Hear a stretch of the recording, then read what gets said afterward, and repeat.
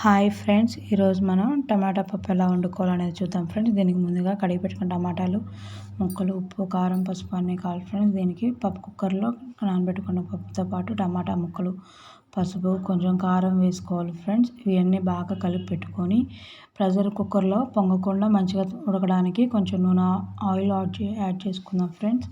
Oil కూడా వేసుకున్న తర్వాత దీన్ని బాగా ఒకసారి కలిపి ప్రెషర్ పెట్టేసుకుందాం ఫ్రెండ్స్. ఈ ప్రెషర్ పెట్టాక ఒక 4 విజిల్లు రాగానే పప్పు మంచిగా ఉడికిపోతుంది ఫ్రెండ్స్.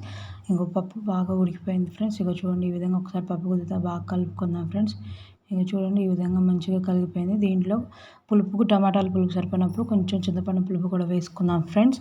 చింతపండు పులుపు టమాటాలు సరిపోయినప్పుడు చింతపండు పులుపు వేసుకుంటాం ఫ్రెండ్స్. చూడండి, ఈ విధంగా చింతపండు కలిపి వేసుకున్న తర్వాత ఇందాక ప్రెషర్ కుక్కర్లో పెట్టామని ఉప్పు వేయలేక ఫ్రెండ్స్. ఇప్పుడు ఉప్పు కూడా యాడ్ చేసుకుందాం ఫ్రెండ్స్. చూడండి, ఈ విధంగా ఉప్పు కూడా వేసుకొని మరొకసారి బాగా కలుపుకున్న తర్వాత పోపు పెట్టుకుందాం ఫ్రెండ్స్. చూడండి, ఈ విధంగా మంచిగా చూసుకొని ఇప్పుడు పోపు పెట్టుకుందాం ఫ్రెండ్స్.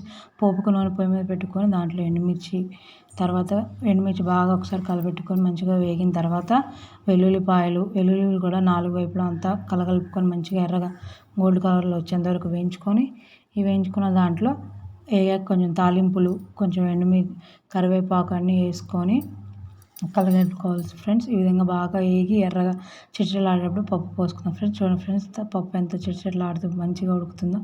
పప్పు మొత్తం కలుపుకున్నాం ఫ్రెండ్స్. ఇది ఇప్పుడు టేస్ట్ చేసి